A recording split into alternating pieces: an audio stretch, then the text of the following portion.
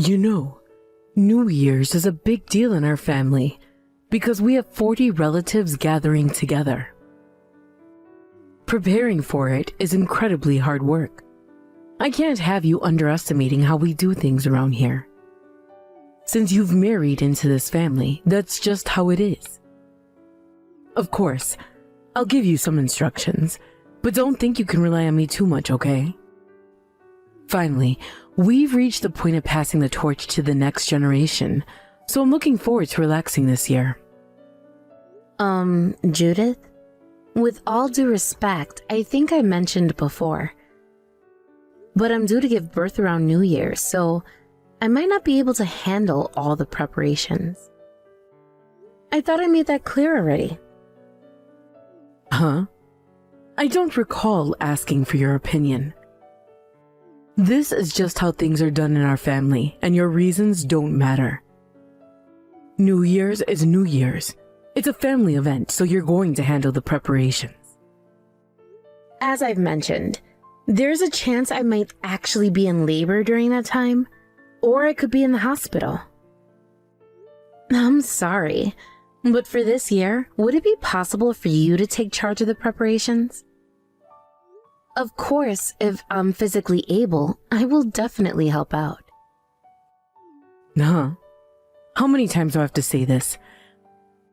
My son got married, and now that you're his wife, we're finally passing on the responsibility. I've been doing all the New Year's preparations for years now, and it's been a tremendous amount of work. But now, I finally get to graduate from that.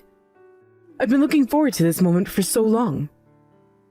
I can't wait to have a New Year's where I don't have to do anything, so you'll be working hard this year. But realistically speaking, it might be difficult for me. Why are you complaining about this now? As a mother-to-be, you should be able to handle something like this with ease. You can't let anything throw you off. I understand that, but... I said I'm not interested in your opinion, didn't I? If you don't like it, why don't you try changing your due date? That's impossible. Surely as someone who's experienced childbirth, you understand that I can't control when the baby will come, right? Not my problem. Got it? This year, I'm not lifting a finger to help. But this is really out of my control. Since we can't predict exactly when the baby will be born, it could happen earlier or later. If it happens later and I'm available, of course I'll help with the preparations. But if I'm not able to, I'd really appreciate it if you could assist. I've told you already, I don't care. Oh, by the way, I have a drinking party with the neighbors starting soon, so I'm off. See ya. Judith, wait. Please, I'm begging you.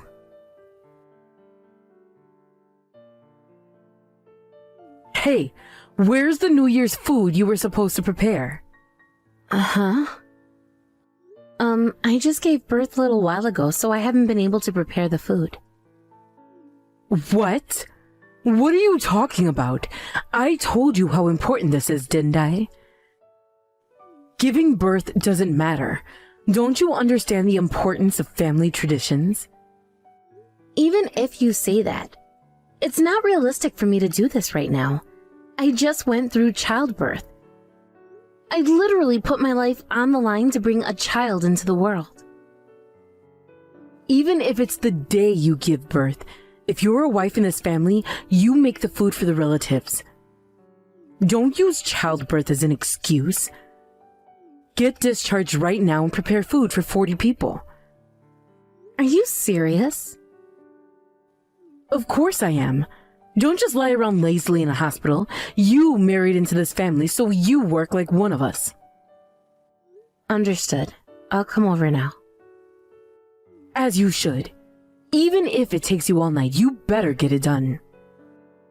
Yes. Hey! What are you doing collapsed on the floor? You've caused an enormous commotion here from the start of the new year. We had ambulances and police cars rushing here all because of you. And you couldn't even manage to make food for 40 people? Seriously, what do you think you're doing? Because of your incompetence, I had to use the little scraps you left behind to finish preparing the food. It was your job, and yet why am I the one doing it again this year? You will apologize, kneeling and bowing at my feet next time I see you. And don't think you'll get away with that. You owe me a Chanel bag as an apology. If you don't, you are no longer part of this family. You are a disgrace as a wife, and you should leave this house immediately. So, it was you, Judith.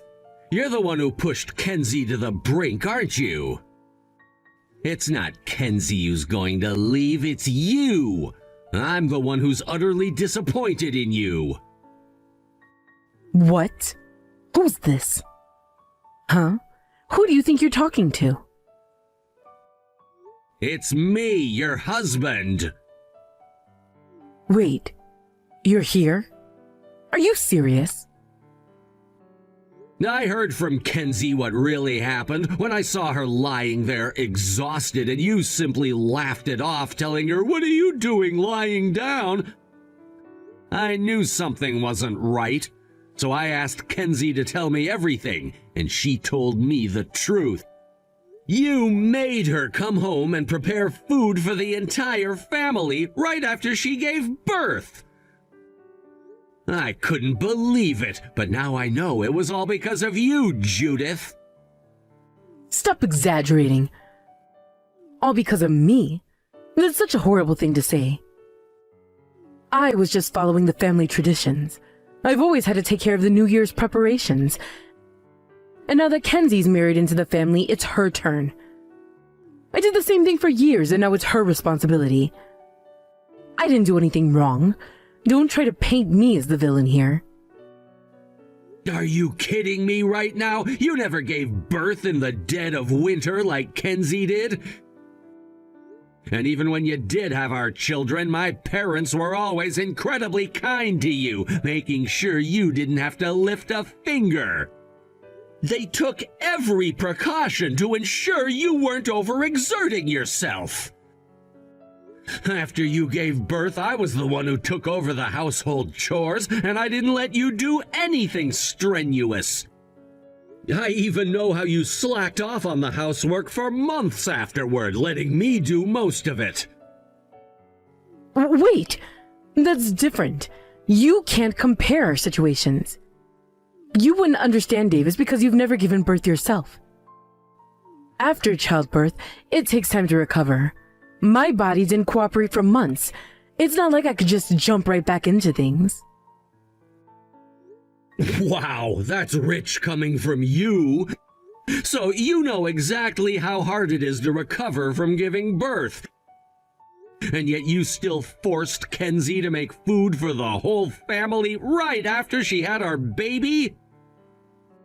That's not the same thing. I mean, it's just one day. I thought she could push through and manage for a day. After all, it's only a bit of extra effort. Your excuses are pathetic. I don't want to hear them anymore. I was shocked when you insisted on staying behind with Kenzie instead of coming with me to my parents' house for New Year's. But now I understand why. You never had any intention of helping her. Instead, you wanted her to suffer, didn't you? I'm truly disappointed in you, Judith. You've let me down. That's not true. I just thought you were working so hard lately that you deserve a break. I didn't want you stressing over the New Year's preparations. That's why I stayed back. It was for your sake, not hers. Enough! From now on, I'm leaving everything in Kenzie's hands. I've already crossed a line by borrowing her phone to message you, but I can't sit by and let this continue. When I get back, we're gonna have a serious discussion. And just so you know, this will be your last New Year's with my family. You won't be around to celebrate with us next year. Wait, Davis, what do you mean? We've been married for decades. How could you suddenly turn against me like this and take her side? You're my husband. How could you? Are you even listening to me? Judith, it's Kenzie. I gave birth recently, and your son went back to your house to drink on New Year's Eve. You didn't even bother to come to visit your new grandchild. And instead, you both stayed behind, celebrating without us. So what? What's the big deal? You could have just made the food at your house and brought it over to Grandma's tomorrow. We could have seen each other then. What's with all this drama? I was literally risking my life giving birth. The only one who cared enough to come by my side was Davis. But by the time he got here, I had already returned home to start preparing the food. When Davis found out what I was doing, he rushed over to help. He called an ambulance for me, but if he hadn't come in time, I don't even want to think about what could have happened. Stop being so melodramatic. If you're well enough to be sending messages, you clearly weren't in that bad of shape. You called an ambulance just for that? You've made a scene, dragging the whole family into it, and now we're all in an uproar. Honestly, you're such a drama queen. And as for Davis, well, he's always been too soft on you. You're calling me dramatic? I literally collapsed, Judith. That's your own fault for not taking better care of yourself. You've clearly been neglecting your health if something like this can take you down. All I did was make sure you followed the family traditions like any proper wife should. I didn't do anything wrong. Davis seems to have made up his mind, but for now, I'll be staying in the hospital as the doctors have advised me to rest. So enjoy your New Year's with your son and the rest of the family. Of course I will. We'll have a grand time, as always, while you've made yourself irrelevant in this family anyway. Actually, Judith, it's you who's irrelevant now. Davis said that he's decided you're no longer part of this family. Huh. Don't be ridiculous. I've had enough of this charade. I don't know if it's a charade or not, but Davis seems pretty serious. He's planning to divorce you. What? Divorce? That's impossible. We've been married for so many years. There's no way we're getting divorced. If anyone's getting divorced, it's you and my son. You're the one who should leave this family. No, Judith. Davis is fed up with your cruelty. He's done with you. Oh, please. You must have brainwashed him or something. My bond with Davis is stronger than anything you could ever imagine. Our marriage is solid. It's yours that's falling apart, not mine. And let me tell you, my son has been complaining about you nonstop. He says you've gained so much weight since getting pregnant that he can't even look at you as a woman anymore. It's no wonder, really. You've been lazing around, stuffing your face with junk food every day. You know, Judith, you really love running your mouth. But I'm done with this conversation. I'll come to your house once I've fully recovered, and we'll settle things properly. Until then, this is goodbye.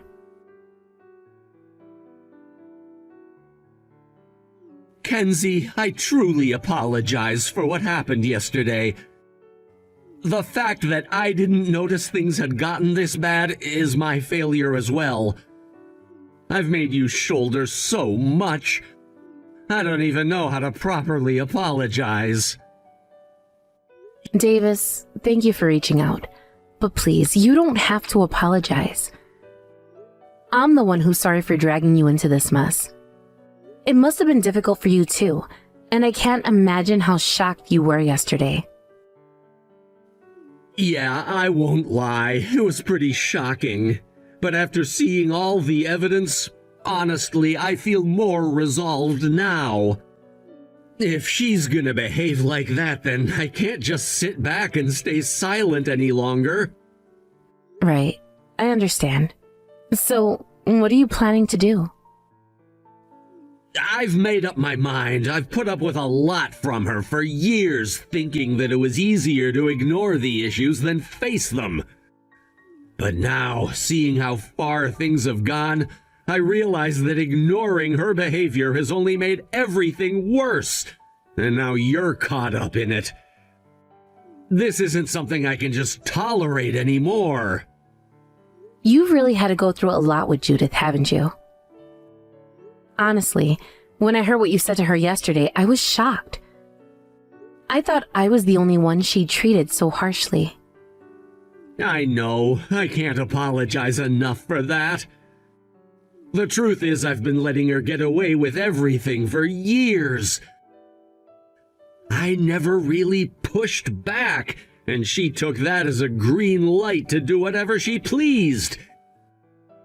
She became arrogant, never lifting a finger, and treating everyone around her as though they owed her something.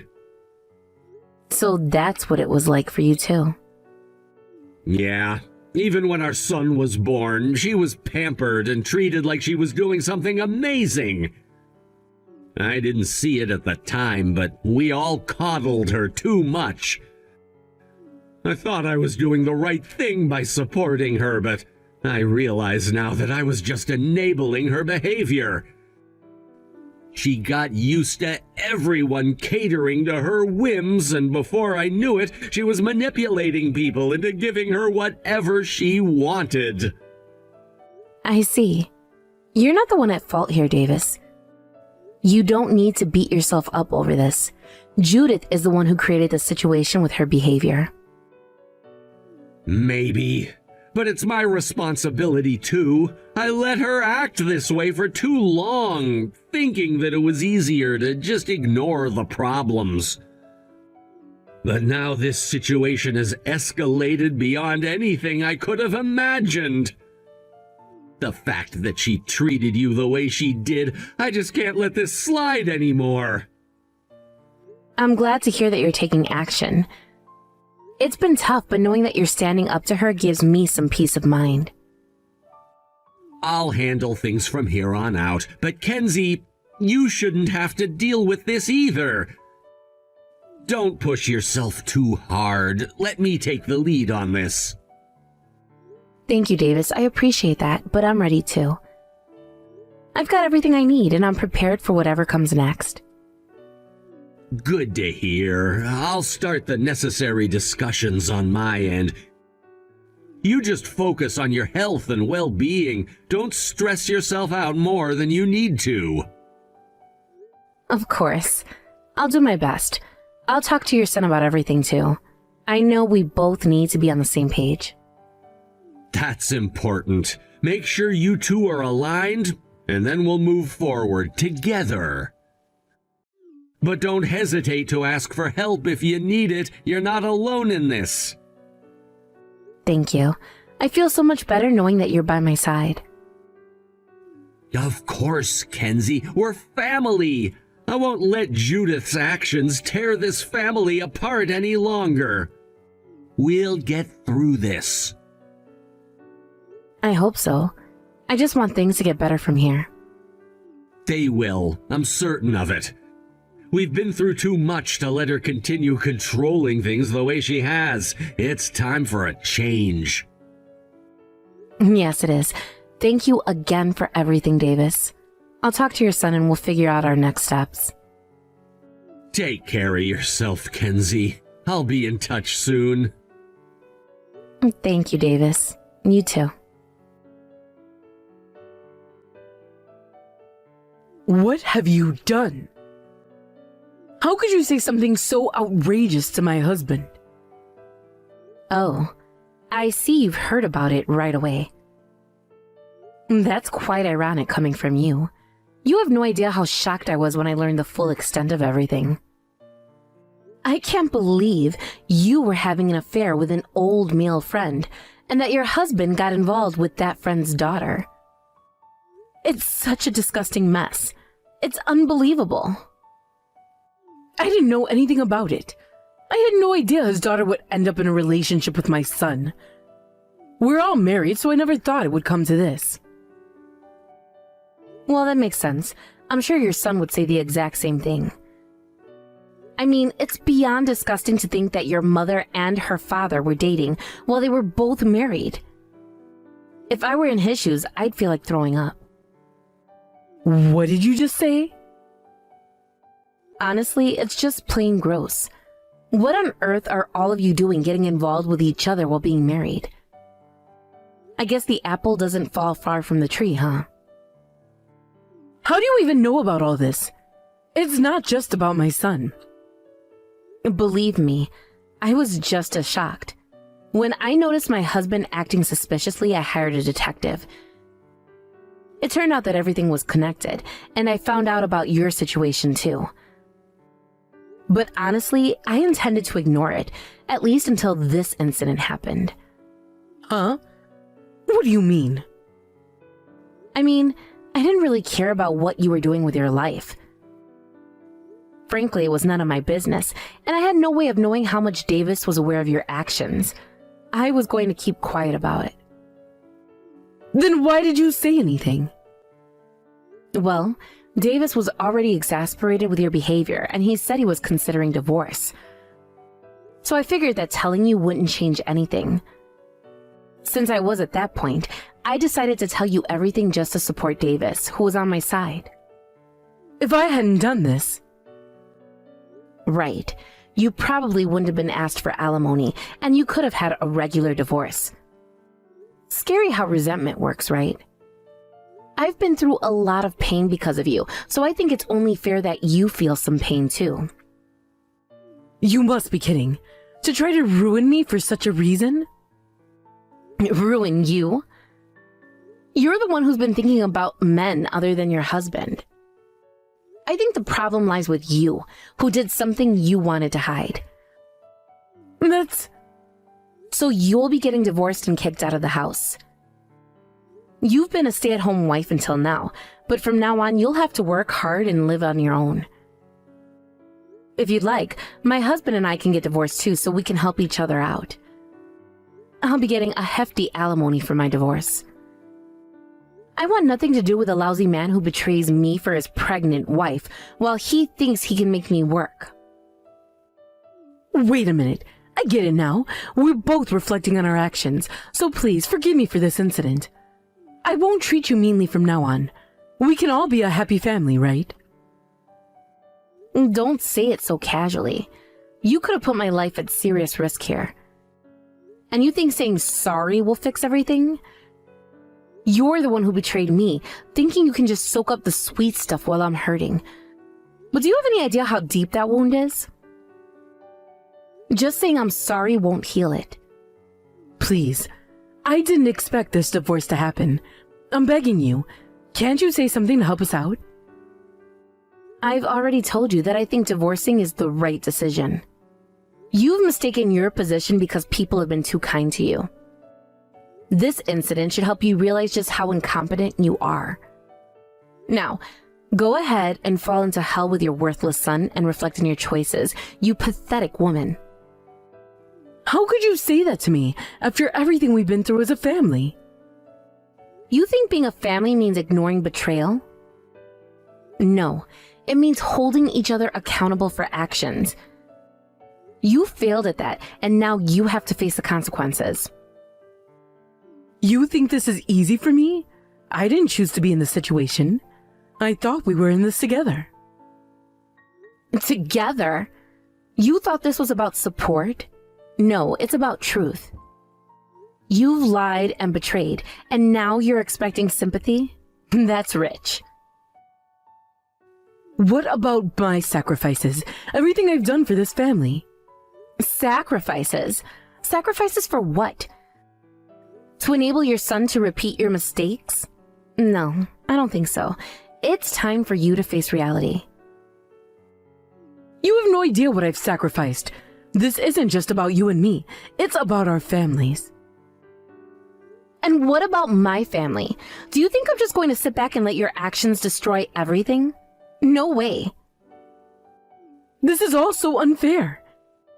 Unfair? Try to put yourself in my shoes for a moment. You think this is just about you? I'm the one left picking up the pieces. I never intended for any of this to happen. I thought we were family. Family doesn't betray family. That's the lesson you need to learn. You've caused this mess, and now you expect me to clean it up? No. Please, I'm begging you. You've begged enough. Actions have consequences, and it's time for you to deal with them. I can't believe this is happening. Believe it. This is your reality now. You've made your bed, now lie in it. I never thought it would come to this. Well, now you know. It's time to wake up and smell the coffee. Can't we just sit down and talk this out? We might find some common ground if we just listen to each other. Talk it out. What do you think we are, friends? You've betrayed my trust, and you want to sit down like nothing happened? I'm not saying we should ignore it. I'm just suggesting that we find a way to move forward without further conflict. Move forward? You've shattered trust. How do you expect to just move past this? I understand, but we have a history. We can't just throw that all away. History? You mean the history of deceit and betrayal? That's not something I want to build on. It doesn't have to be like this. Can't you see that we both have made mistakes? Mistakes? You call what you did a mistake? This isn't just a simple error. This is a betrayal that has real consequences. I regret it. I truly do. Can't we find a way to make amends? Amends? You think saying you're sorry is enough? It doesn't work that way. You have to face the fallout of your actions. I understand that, but can't we just talk it through? Talking won't change what you've done. I need time to process this, and you should too. I'm willing to wait. I just don't want this to be the end of everything. It's already changed everything. You need to accept that. I will accept it, but I want to at least try to fix this. Fix it? You've broken things beyond repair. The trust is gone. There is nothing left that you can do besides going and rotting in hell, Judith. Goodbye forever. Both Davis and I got divorced, and afterward, we completely severed all ties with each other.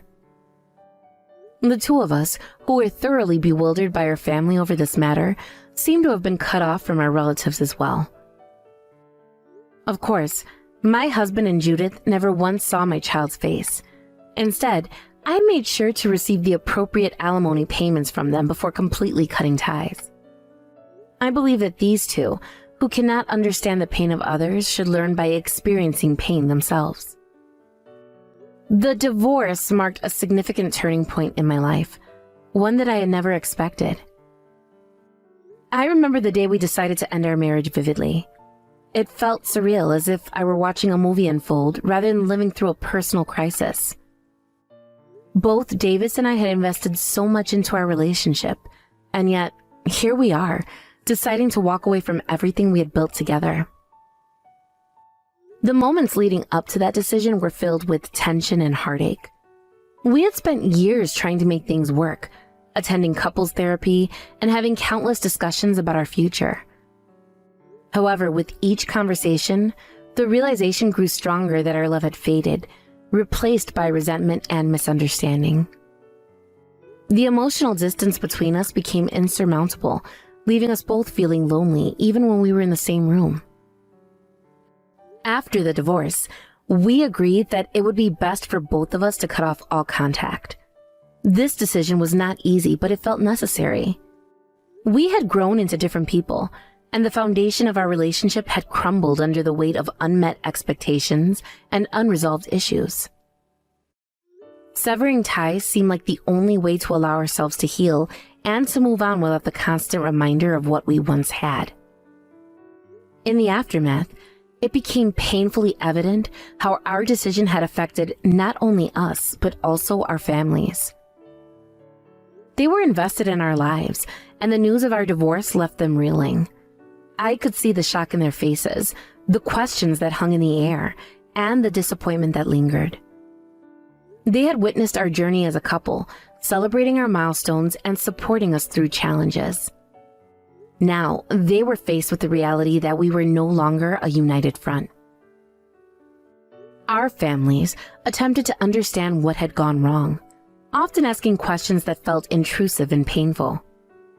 What happened? Why couldn't you work things out? Is there any way to fix this? These questions were a reminder of the heartbreak we had experienced, and I struggled to find the words to explain our situation without oversharing or delving into the painful details. I wanted to be honest, but I also wanted to protect myself and my child from the judgment and scrutiny that often come with a divorce. As time passed, the tension with our families only seemed to escalate. It felt as though we were both on trial, with our relatives dissecting our choices and emotions. In the end, it became clear that this fracture in our marriage had created a rift in our families as well. Relatives who once supported us began to distance themselves, unsure of how to navigate this new reality. I felt the weight of their disappointment, as if I had let them down by failing to uphold the ideals of marriage and the family they held dear. As we distanced ourselves from our families, I found solace in the thought that I was protecting my child from any unnecessary complications. I had no desire for my child to be caught in the crossfire of our divorce. I knew that introducing my child to Davis and Judith would only complicate matters further. I envisioned a future where my child could grow up without the emotional burden that often accompanies broken families. I made a firm decision. My child would not meet Davis and Judith. It wasn't out of spite, but rather a protective instinct. I wanted to create a nurturing environment where my child felt safe and secure. I wanted to shield them from the conflicts that could arise from a complicated family dynamic. This choice, while difficult, felt necessary to ensure that my child could thrive without the added weight of our adult issues. With the financial aspects of our separation resolved, I focused on moving forward. I ensured that I received the appropriate alimony payments, which allowed me to maintain a sense of independence. I was determined to provide for my child and create a stable life, free from the turmoil that had defined our past. The financial support was not just about money. It represented a commitment to my new path, a path where I was in control of my life and my future. As the days turned into weeks, I couldn't help but reflect on the emotional scars that lingered from the divorce. It was not just a matter of ending a marriage. It was about the loss of dreams and the hopes we had for our future. I grappled with feelings of sadness and anger, often wondering if I had made the right choices. The grief of letting go was heavy, and I found myself questioning everything: my decisions, my worth, and my ability to love again. Through it all, I recognized the importance of understanding pain. I believe that both Davis and Judith were unable to comprehend the hurt they had caused, as they seemed to live in their own world, blissfully unaware of the consequences of their actions. I felt a deep sense of frustration toward them. They had moved on with their lives, seemingly without a second thought about the emotional turmoil that enveloped me. I often thought that perhaps they needed to experience pain themselves to truly grasp the weight of their actions. I didn't wish them harm, but I wanted them to understand the complexities of human emotions. Pain has a way of teaching us invaluable lessons about empathy, kindness, and the fragility of relationships. I hope that one day they would face their own struggles, forcing them to confront the reality of their choices and the impact they have on others. The journey toward healing was not linear. It was filled with ups and downs. There were days when I felt strong and empowered, embracing my newfound independence. I explored interests that I had long neglected, rekindling old friendships and discovering new passions. I focused on self-care, understanding that healing takes time and that it was okay to grieve the loss of my marriage. In contrast, there were also days when the weight of loneliness felt unbearable. The silence in my home could be deafening, and I missed the companionship that had once brought me joy. I felt like I was on an emotional roller coaster, with moments of hope followed by waves of sadness. I realized that I needed to allow myself to feel these emotions fully, to acknowledge the pain without judgment. Gradually, I found strength in vulnerability. I began to open up to friends who had supported me throughout this journey. Their understanding and compassion were a balm to my wounded heart. I cherished the moments we spent together, sharing laughter and creating new memories. Their presence reminded me that I was not alone in this process and that support could be found in unexpected places.